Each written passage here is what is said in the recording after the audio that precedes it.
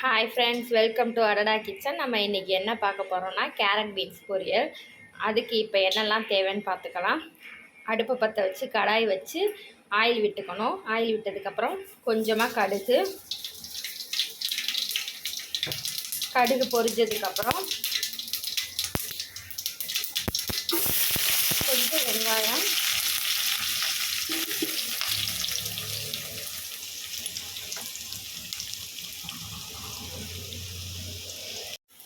வெங்காயத்தை வதக்கி விடலாம்.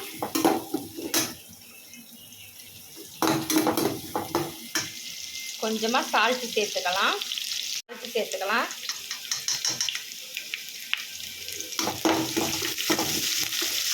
நல்லா வெங்காயம் வதங்கட்டும். வெங்காயம் வதங்கிட்டு இருக்கும் போதே 3 காஞ்ச மிளகா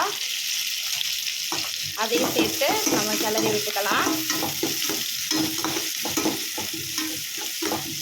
இந்த வெங்காயம் வெந்துக்கிட்டு இருக்கும் போதே நான் கொஞ்சமாக சிறுபருப்பு ஊற வச்சுருக்கேன், அதையும் சேர்த்துக்கலாம். இது கொஞ்சம் டேஸ்ட்டுக்கு தான், தேவைன்னா போடலாம், இல்லாட்டா வேண்டாம்.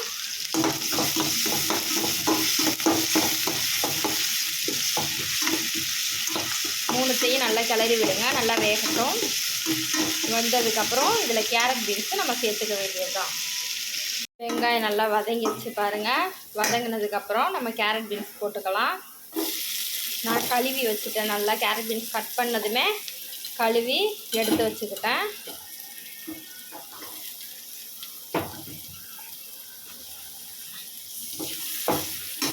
நல்லா கிளறி விடுங்க.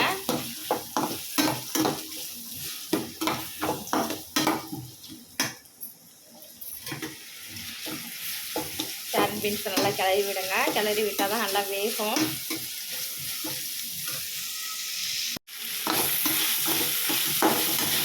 நம்ம கேரட் பீன்ஸ் நல்லா வெந்துடுச்சு.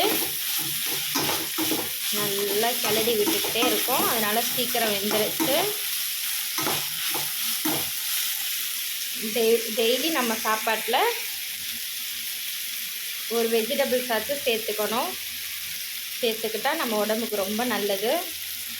கீரை, வெஜிடபிள்ஸ் இதெல்லாம் ரெகுலர் லைஃப்பில் நம்ம சேர்த்துக்கிட்டே வரணும். கேரட் பீன்ஸ் ரெடி ஆகிடுச்சு. இந்த ஸ்டேஜில் கொஞ்சமாக தேங்காய் சேர்த்துக்கலாம். தேங்காய் சேர்த்து நல்லா கிளறி விட்டுக்கலாம்.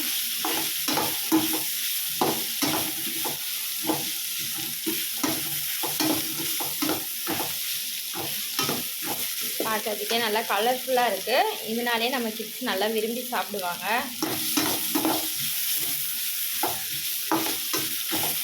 பசங்களுக்கு எதுவுமே கலர்ஃபுல்லாக இருந்தாவே பிடிக்கும். கேரட் பீன்ஸ் பொரியல்னாவே, காய்கறினாவே கொஞ்சம் ஒதுக்குவாங்க. நம்ம கலர்ஃபுல்லாக செஞ்சு கொடுக்க மோஸ்ட்லி சாப்பிட ஆரம்பிச்சிடுவாங்க.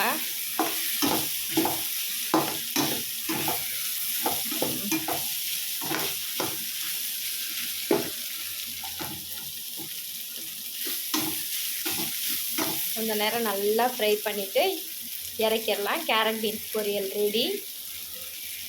காரக்குழம்பு, சாம்பார்லாம் வச்சா சாப்பிட்றதுக்கு அவ்வளோ அருமையாக இருக்கும் சைடிஷ். பாருங்கள் ஃப்ரெண்ட்ஸ், நம்ம கேரட் பீன்ஸ் பொரியல் பார்க்கும் போதே சாப்பிடணுன்னு தோணுதா? செஞ்சு பாருங்கள், சாப்பிட்டு பாருங்கள், எப்படி இருக்குது டேஸ்ட்டுன்னு சொல்லி கமெண்டில் சொல்லுங்கள்.